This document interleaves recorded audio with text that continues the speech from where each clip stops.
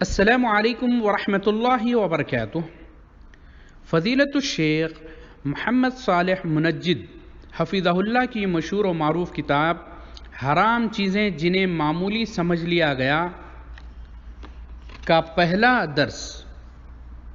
جس کا عنوان مقدمے کے طور پر آپ کے سامنے پیش کیا جا رہا ہے، سماعت فرمائیں۔ محترم سامعین کرام، اللہ تعالیٰ نے جن اور انس کو فقط اپنی عبادت کے لیے پیدا فرمایا، اور یہی وہ مقصد تخلیق ہے جس کی وضاحت اللہ تعالیٰ نے اپنی کتاب مقدس میں یوں فرمائی: وَمَا خَلَقْتُ الْجِنَّ وَالْإِنسَ إِلَّا لِيَعْبُدُونَ۔ میں نے جنوں اور انسانوں کو محض اس لیے پیدا کیا کہ وہ صرف میری عبادت کریں۔ اللہ تعالیٰ نے جنوں انس کی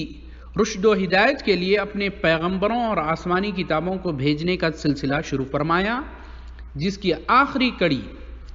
حضرت محمد صلی اللہ علیہ وسلم ہے، اور آخری آسمانی کتاب قرآن مجید کی صورت میں نازل ہوئی۔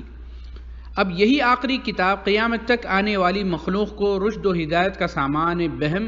پہنچاتی رہے گی۔ انبیاء کرام نے ایک ایک بات کھول کھول کر اپنی امتوں کے سامنے بیان کر دی، اس میں شک کی ادنا سی بھی گنجائش باقی نہیں۔ دین و دنیا کی کوئی ایسی چھوٹی بڑی بات نہ ہوگی جس میں انسانوں کا فائدہ ہو اور نبیوں نے وہ بات اپنی امتوں کو نہ بتائی ہو، یا جس میں بندوں کا نقصان ہو اور نبیوں نے اپنی امتوں کو اس سے ڈرایا نہ ہو۔ جیسا کہ اللہ تعالیٰ سورہ اعراف میں ارشاد فرما رہے ہیں: والذین یتبعون الرسول النبی الامی الذی یجدونہ مکتوبا عندہم فی التوراۃ والانجیل یأمرہم بالمعروف وینہاہم عن المنکر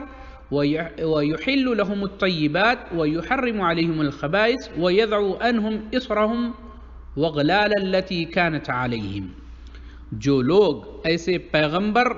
ان پڑھ نبی کی پیروی کرتے ہیں جس کا ذکر وہ اپنے پاس تورات اور انجیل میں لکھا ہوا پاتے ہیں، وہ تو اچھی باتوں کا حکم فرماتے ہیں اور بری باتوں سے منع کرتے ہیں، اور ان کے لیے پاکیزہ چیزوں کو حلال بتاتے ہیں اور گندی چیزوں کو ان پر حرام فرماتے ہیں، اور ان لوگوں پر جو بوجھ اور طوق تھے ان کو دور کرتے ہیں۔ اس آیت کریمہ سے معلوم ہوا کہ شریعت نے ہر گندی، ناپاک، بری، مضر چیز کو حرام قرار دیا، اور اس کے برعکس ہر اچھی، پاک، پسندیدہ، نافع چیز کو حلال فرمایا، جس سے تحلیل و تحریم میں قانون سازی کی حکمت واضح طور پر ابھر کر سامنے آ جاتی ہے۔ اللہ تعالیٰ اور اس کے رسول نے جس چیز کو حرام قرار دیا ہے، لازماً اس کے اندر کوئی حکمت موجود ہے جس کو اللہ علیم و خبیر بخوبی جانتا ہے۔ عین ممکن ہے کہ ہمارا نفس امارہ کسی حرام چیز کو ہمارے سامنے خوشنما بنا کر پیش کرے، اور نتیجتاً ہم اس کو ضرر رساں ہونے کا بالکلیہ ہی انکار کر بیٹھیں، حالانکہ اس کو حرام کرنے والی ذات پاک تو وہ ہے جو تمام چیزوں کی خالق اور موجد ہے، اور وہ بخوبی جانتی ہے کہ کون سی چیز بندوں کے لیے فائدہ مند ہے اور کون سی نقصان دہ۔ اللہ تعالیٰ نے یہ کلیہ ان لفظوں میں بیان فرما دیا ہے: وَعَسَىٰ أَن تَكْرَهُوا شَيْئًا وَهُوَ خَيْرٌ لَكُمْ وَعَسَىٰ أَن تُحِبُّوا شَيْئًا وَهُوَ شَرٌّ لَكُمْ وَاللَّهُ يَعْلَمُ وَأَنتُمْ لَا تَعْلَمُونَ۔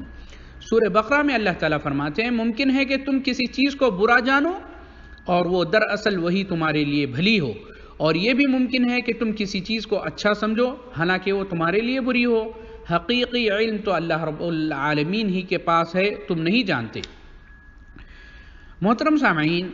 حرام چیزوں کا بیان علم دین کا اہم ترین جز ہے، اور جب تک آدمی حرام چیزوں سے نہ بچے، نہ اس کا اسلام معتبر ہے اور نہ ہی عبادت مقبول۔ اس لیے حرام چیزوں کو بیان کرنے کے لیے علماء نے متعدد کتابیں لکھی ہیں، اور یہ کتاب بھی اسی سلسلے کی ایک کڑی ہے جسے عالم دین، جو عالم اسلام کے مشہور عالم دین ہیں، شیخ محمد صالح منجد نے ترتیب دی ہے، جس کا نام عربی میں نام یہ ہے: محرمات استحان بها الناس یجب الحذر منہ،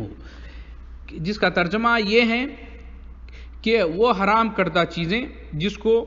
لوگ آج کل سستی کی برتنے کی وجہ سے معمولی سمجھ کر بڑی جرت سے ان کا ارتکاب کرتے ہیں۔ محترم سامعین، کتاب کی خوبی یہ ہے کہ اسے قرآن و حدیث کے دلائل سے مزین کرنے کے علاوہ اس میں کمال جامعیت کے ساتھ شرک، قبروں کی پوجا، جادو، ریاکاری، زنا، غیر اللہ کی قسم کھانا، غیر محرم عورت سے مصافحہ، سود، جوا، رشوت، گداگری، جھوٹی گواہی، غیبت، چغل خوری، سیاہ خضاب لگانا، فوٹوگرافی وغیرہ جیسی اہم ترین برائیوں کو قلمبند کیا گیا ہے، اور یہ ایسی برائیاں ہیں جو آج مسلمانوں میں بکثرت رواج پا چکی ہیں، اور ان موضوعات پر گفتگو کرنا وقت کا اہم تقاضا ہے۔ اللہ تعالیٰ سے دعا ہے کہ اللہ تعالیٰ اس کتاب سے، ان دروس سے تمام مسلمانوں کو فائدہ پہنچائے، اور ہمیں ہر قسم کی حرام چیزوں سے بچا کر صرف اپنی بندگی اور اطاعت کا راستہ دکھائے۔ اور میں امید کرتا ہوں اپنے تمام سامعین کے ساتھ کہ وہ کتاب کے اختتام تک ہم سے جڑے رہیں گے اور اس کو مکمل سنیں گے اور اس پر عمل کرنے کی کوشش کریں گے، اور اپنے دوسرے ساتھیوں کو بھی اس سے جوڑیں گے۔ میں تمام لوگوں سے پھر ایک مرتبہ ان کا شکریہ ادا کرتا ہوں کہ آپ لوگوں نے اس گروپ سے جڑے رہے۔ میں آپ لوگوں کے لیے اللہ تعالیٰ سے دعا کرتا ہوں کہ اللہ تعالیٰ ہم تمام کو زندگی بھر کتاب و سنت کی نشر و اشاعت کی توفیق دے، اور اس کو سمجھنے، اس پر عمل کرنے کی توفیق دے۔ اور میں ادباً گزارش کرتا ہوں کہ آپ لوگ زیادہ سے زیادہ لوگوں کو اس گروپ میں جوائن کروائیے، تاکہ اگر آپ کے ذریعے بھی ایک آدمی بھی اصلاح پا جائے تو آپ کے لیے صدقہ جاریہ ہوگا، جس کا اجر آپ قیامت کے روز ہی آپ کو ملے گا۔ والسلام علیکم ورحمۃ اللہ وبرکاتہ۔